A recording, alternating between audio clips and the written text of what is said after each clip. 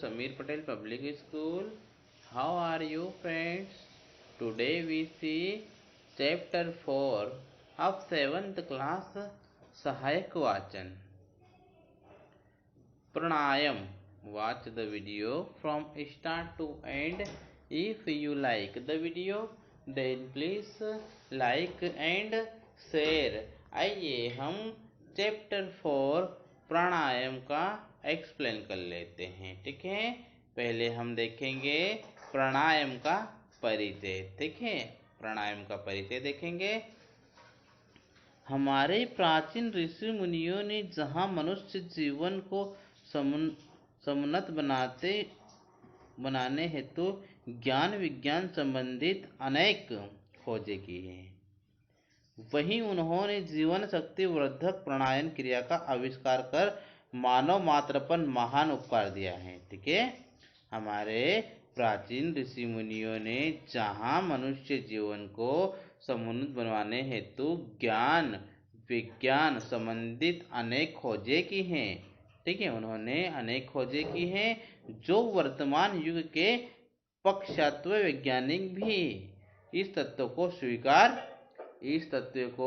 स्वीकार करते हैं कि जीवनी शक्ति को असाधारण रूप से विकसित करने में प्राणायाम है। ठीक है, असाधारण रूप से विकसित करने में प्राणायाम है, जैसी श्वसन क्रिया की उत्तम विधि द्वारा अन्य कोई नहीं है। ठीक है, जैसे कि श्वसन क्रिया की उत्तम विधि अन्य कोई नहीं है।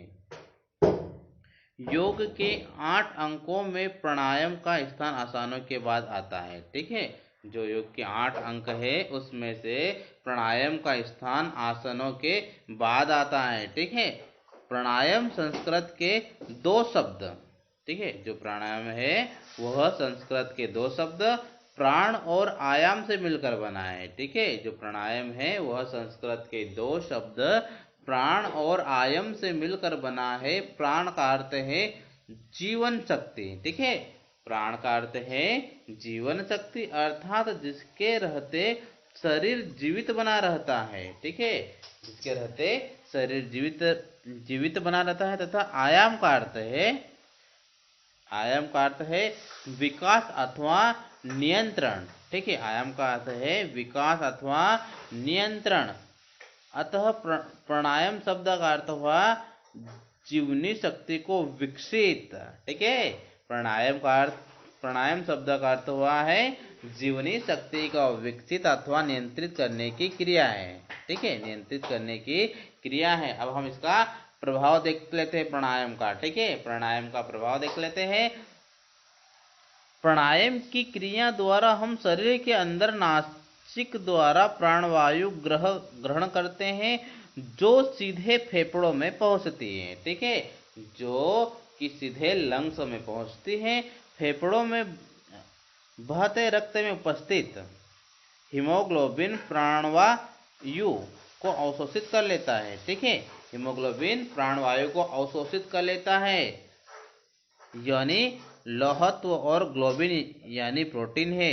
लौह तत्व में ऑक्सीजन ग्रहण करने की क्षमता होती है। ठीक है, जो लौह तत्व होता है उसमें ऑक्सीजन ग्रहण करने की क्षमता होती है, इसलिए हीमोग्लोबिन ऑक्सीजन को अवशोषित कर, ठीक है, इसलिए हीमोग्लोबिन ऑक्सीजन को अवशोषित कर ऑक्सीजन हीमोग्लोबिन बनाकर रक्त के साथ शरीर के विभिन्न अंग तक जाकर प्रत्येक कोशिकाओं को ऑक्सीजन उपलब्ध कराता है। ठीक है, शरीर के प्रत्येक अंगों में जाकर प्रत्येक कोशिकाओं को ऑक्सीजन उपलब्ध कराता है तथा वहां स्थित अन्य गैस जैसे कार्बन डाइऑक्साइड को अवशोषित कर वापस फेफड़ों तक लाकर प्रश्वास के माध्यम से बाहर निकलता है। ठीक है, क्या करता है, जैसे कार्बन डाइऑक्साइड की अवशोषित कर वापस फेफड़ों तक लाकर प्रश्वास के माध्यम से बाहर निकालता है। ठीक है, प्रश्वास के माध्यम से बाहर निकालता है। शरीर श्रम के कारण जिन कोशिकाओं के टूट फूट होने से रासायनिक परिवर्तन होते हैं, ठीक है, जिन कोशिकाओं के टूट फूट होने से रासायनिक परिवर्तन होता है। प्राणायाम द्वारा अंदर प्रविष्ट हुई प्राणवायु उन सबकी क्षतिपूर्ति कर देती है। प्राणवायु द्वारा श्वसन यंत्र के अतिरिक्त मस्तिष्क के भीतरी स्नायु मंडल, पीयूष ग्रंथि, ठीक है, स्नायु मंडल, पीयूष ग्रंथि, पेनियल ग्रंथि और आंख, कान, नाक तथा कंठ आदि अवयव भी स्वच्छ तथा निर्मल बने रहते हैं। ठीक है, आदि अवयव भी कैसे स्वच्छ और निर्मल बने रहते हैं। फलतः स्मरण शक्ति तीव्र होती है, मस्तिष्क संबंधी विकार दूर होते हैं तथा अन्य सभी अंगों की क्रियाशीलता में वृद्धि होती है। ठीक है, प्राणायाम की सामान्य विधि अब हम देख लेते हैं। प्राणायाम की सामान्य विधियां, ठीक है, प्राणायाम की सामान्य विधियां में 3 विधियां आ जाएगी। ठीक है, फर्स्ट नंबर पे देख लेते हैं पूरक विधि। श्वसन के भीतर खींचना, रेचक श्वास को बाहर निकालना, कुंभक श्वास को रोकना। ठीक है, कुंभक विधि क्या करती है, श्वास को रोकती है। ठीक है, कुंभक के 2 भेद है, कुंभक के भी 2 भेद है। अंतः कुंभक जब श्वास को भीतर खींचकर उसे कुछ देर तक भीतर ही रोका जाता है तो उसे अंत कुंभक कहते हैं, उसे अंत कुंभक कहते हैं। ठीक है, जब श्वास को भीतर खींचकर उसे कुछ देर तक भीतर ही रखा जाता है तो उसे अंत कुंभक कहते हैं। ठीक है, अब हम देखते हैं बहिकुंभक। बहिकुंभक क्या होता है, जब श्वास को बाहर छोड़ने के बाद देर तक बिना श्वास खींचे रखा जाता है, बिना श्वास खींचे ही रखा जाता है तो उसे बहिकुंभक कहते हैं। ठीक है, इस प्रकार श्वास लेने, उसे कुछ देर तक भीतर रोके रखना, फिर बाहर निकालना तथा कुछ देर तक बिना श्वास लिए रहना। ठीक है, तथा कुछ देर तक बिना श्वास लिए रहना में इन 4 क्रियाओं का पुनरावर्तन किया जाता है। ठीक है, इन्हीं 4 क्रियाओं का पुनरावर्तन किया जाता है। इन चारों गतियों का नियमन ही प्राणायाम है। ठीक है, इन चारों गतियों का नियमन ही प्राणायाम है। विद्यार्थियों के लिए उपयोगी प्राणायाम की क्रियाविधि अभ्यास हेतु दर्शाई जा रही है। ठीक है, विद्यार्थियों के लिए उपयोगी प्राणायाम की क्रियाविधि अभ्यास हेतु दर्शाई जा रही है, जो निम्नानुसार है। ठीक है, सूर्य भेदन प्राणायाम। अब हम देख लेते हैं सूर्य भेदन प्राणायाम। ठीक है, सूर्य भेदन प्राणायाम में सूर्य का संबंध पिंगला सा है, जो दाहिना नथुना और भेदन यानी खोलना अर्थात दाहिने नासादार से प्रथम श्वास लेना है। इसकी विधि देख लेते हैं हम। पद्मासन या अन्य ध्यानात्मक आसन में स्थिर और शांत बैठिए। इसमें कैसा बनना है, हमें स्थिर और शांत, मेरुदंड सीधा। ठीक है, हमें मेरुदंड को सीधा रखना है। ठीक है, बायां हाथ ज्ञान मुद्रा में हो। ठीक है, जो अपना बायां हाथ है वह ज्ञान मुद्रा में होना चाहिए। ठीक है, दाहिने हाथ को प्राणायामिक मुद्रा तर्जनी और माध्यम हथेली की ओर मोड़कर। ठीक है, हमें इसे कैसा करना चाहिए, दाहिना हाथ जो होता है उसको प्राणायामिक मुद्रा और तर्जनी और माध्यम हथेली की ओर मोड़कर बनाए। बाएं नासा छिद्र को कनिष्ठा और अनामिका से बंद कीजिए। हमें क्या करना चाहिए, इसे बायां नासा छिद्र को कनिष्ठा और अनामिका से बंद कीजिएगा। दाएं नासा छिद्र से पूरक श्वास लीजिए। पक्षपात अंगूठे से दाएं नासा छिद्र को बंद करके बाएं नासा छिद्र से कनिष्ठा और अनामिका को हटाकर, ठीक है, हमें कनिष्ठा और अनामिका को हटाकर रेचक कीजिए। सूर्य भेदन प्राणायाम का यह एक चक्र पूरा हुआ है। ठीक है, पूरक उपरांत दोनों नसा द्वारा को बंद करके श्वास को क्षमतानुसार रोक करके तत्पश्चात बाएं नासा छिद्र से रेचक कर, इस तरह सूर्य भेदन प्राणायाम का एक चक्र पूर्ण हुआ। अब हम इसकी सावधानी देख लेते हैं। ठीक है, सावधानी भी देखना जरूरी है। कुंभक का समय धीरे धीरे बढ़ाइए, हमें कुंभक का समय धीरे धीरे बढ़ाइए। कुंभक के दौरान बंधों का प्रयोग करना चाहिए। चिड़चिड़े स्वभाव वाले इसका अभ्यास न करें, जिसका स्वभाव चिड़चिड़ापन है वो इसका अभ्यास न करे। ठीक है। उच्च रक्तचाप, पित्त और अनिद्रा से ग्रस्त इसका अभ्यास न करें। ठीक है। उच्च रक्तचाप, पित्त और अनिद्रा से ग्रस्त इसका अभ्यास न करें। ध्यान पूर्णतः श्वसन क्रिया पर होना चाहिए। ठीक है। जो हमारा ध्यान है वह पूर्णतः श्वसन क्रिया पर होना चाहिए। श्वास लेते समय उदर न फूले, फेफड़ों को फूलना चाहिए। ठीक है। फेफड़ों को फूलना चाहिए। उदर को हल्का सावधानी पूर्वक दबा कर रखें। ठीक है। हमें उदर को हल्का और सावधानी पूर्वक दबा कर रखना चाहिए। ठीक है। कुंभक मुक्त प्राणायाम करते समय प्रारंभ में कुंभक का समय पूरक के बराबर होना चाहिए। धीरे धीरे ही कुंभक का समय बढ़ाना चाहिए और कुंभक युक्त प्राणायाम योग गुरु के निर्देशन में ही करना चाहिए। ठीक है। अन्यथा बिना कुंभक के ही प्राणायाम हितकर होगा। ठीक है। अन्यथा बिना कुंभक के ही प्राणायाम हितकर होगा। इसके लाभ देख लेते हैं हम। वात दोष संधियों में पीड़ा एवं कृमि दोष दूर होती हैं। तरुणावस्था, जोश, उत्साह, ताजगी तथा शारीरिक शक्ति का संवर्धन होता है।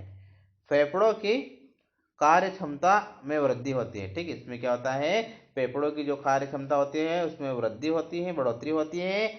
कफ विकार दूर होता है और इससे कफ विकार भी दूर होता है। मानसिक स्थिरता एवं एकाग्रता में वृद्धि होती है। ठीक है। पाचन क्रिया सुचारू होती है और इसमें पाचन क्रिया भी सुचारू होती है।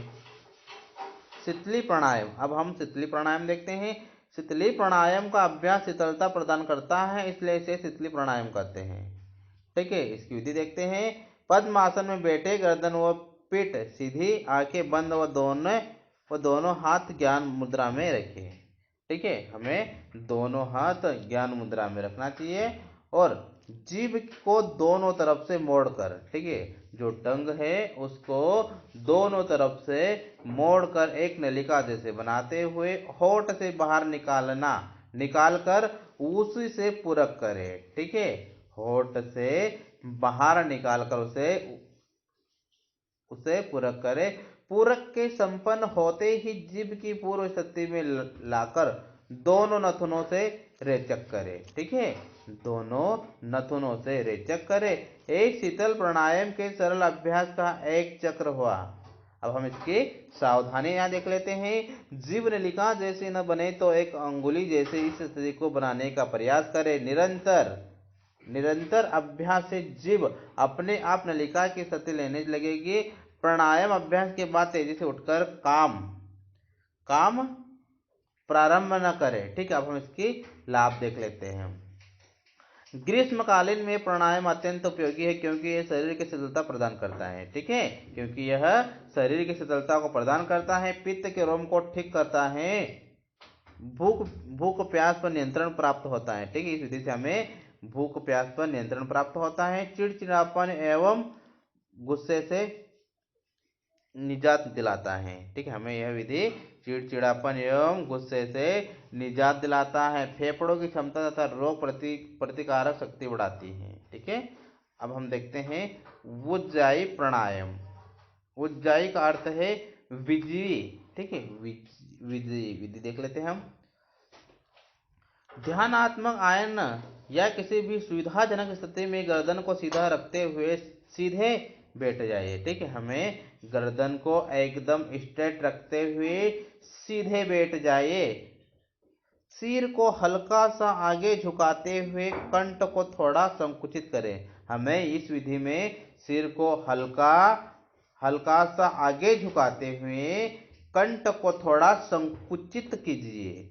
दोनों नसाद्वार से श्वास को धीरे धीरे इस प्रकार लीजिए और छोड़िए कि वह कंठ का स्पर्श करती हुई हृदय, ठीक है, कंठ का इसको स्पर्श करती हुई हृदय प्रदेश तक पहुंचे।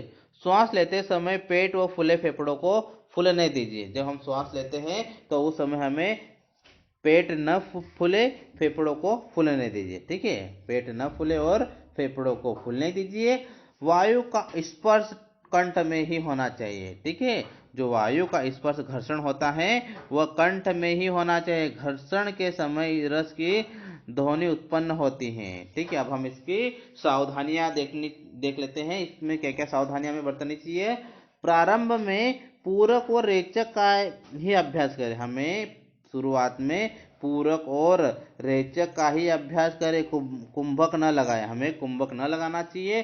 अभ्यास के दौरान आंखें बंद रहेगी। ठीक है, ये अभ्यास करें उस टाइम पे हमें आंखें बंद रहेगी। ध्यान आपका अपनी श्वास पर होगा। ठीक है, जो आपका ध्यान है अपनी श्वास पर होगा। वायु का स्पर्श घर्षण नाक में नहीं होना चाहिए। ठीक है, वायु का स्पर्श घर्षण नाक में नहीं होना चाहिए, अन्यथा नाक में शुष्कता बढ़ेगी। अब हम इसके लाभ देख लेते हैं, क्या क्या लाभ होते हैं। कफ दोष दूर होता है, जठरापि प्रदीप्त होती है, दमा रोगियों के लिए यह लाभदायक है। ठीक है, जो लोग दमा से पीड़ित हैं उसके लिए यह विधि लाभदायक होती है। ठीक है, नेक्स्ट देखते हैं कपालभाति। शरीर वृद्धि के 6 साधन बताए गए हैं। ठीक है, शरीर शुद्धि के 6 साधन बताए गए हैं, जिन्हें योगी ग्रंथ से षट कर्म के नाम से जानते हैं। कपालभाति भी इन साधनों में से एक साधन है। ठीक है, कपालभाति भी इन साधनों में से एक साधन है। कपालभाति 2 शब्दों से मिलकर बना है, कपाल प्लस भाति। ठीक है, कपालभाति 2 शब्दों से मिलकर बना है, कपाल प्लस भाति। कपाल का अर्थ है मस्तिष्क के सामने वाला भाग और संस्कृत में भाति का अर्थ है चमकना। ठीक है, संस्कृत में भाति का अर्थ है चमकना, अतः कपाल भाति का अर्थ हुआ है मस्तिष्क के सामने वाले हिस्से को शुद्ध करने की क्रिया। इस अभ्यास में फेफड़े धोखनी का कार्य करते हैं। ठीक है, इस विधि में, इस क्रिया में फेफड़े धोखनी का कार्य करते हैं। निरंतर अभ्यास से माथा चमकने लगता है। ठीक है, अगर हम इसका निरंतर अभ्यास करते रहते हैं तो इस विधि में माथा चमकने लगता है।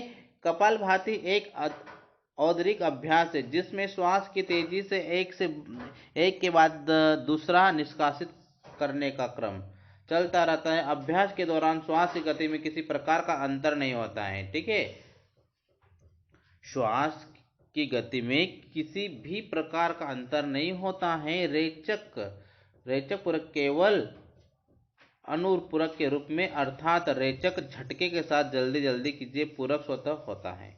अब हम इसकी सावधानियां देख लेते हैं, क्या क्या हमें सावधानियां रखनी है। अभ्यास के दौरान जोर जबरदस्ती बिल्कुल न करें। जब हम अभ्यास कर रहे हैं उस समय पे हमार जोर और जबरदस्ती बिल्कुल न करना चाहिए। ठीक है, क्षमता अनुसार अभ्यास नियमित करें। ठीक है, जितनी हमारी कैपेसिटी है उतनी ही नियमित अभ्यास करना चाहिए और उसे बढ़ाते जाए। सर दर्द, चक्कर, मूर्छा इत्यादि में इसका अभ्यास न करें। ठीक है, जब हमें सर दर्द, चक्कर, मूर्छा इत्यादि में इसका अभ्यास नहीं करना चाहिए। जब हमें यह हो रहा है तब हमें इसका अभ्यास नहीं करना चाहिए। उच्च रक्तचाप, हर्निया में भी इसका अभ्यास न करें। ठीक है, लाभ देख लेते हैं हम इसके। पाचन अंगों को शक्तिशाली बनाता है। ठीक है, यह विधि पाचन अंगों को शक्तिशाली बनाती है।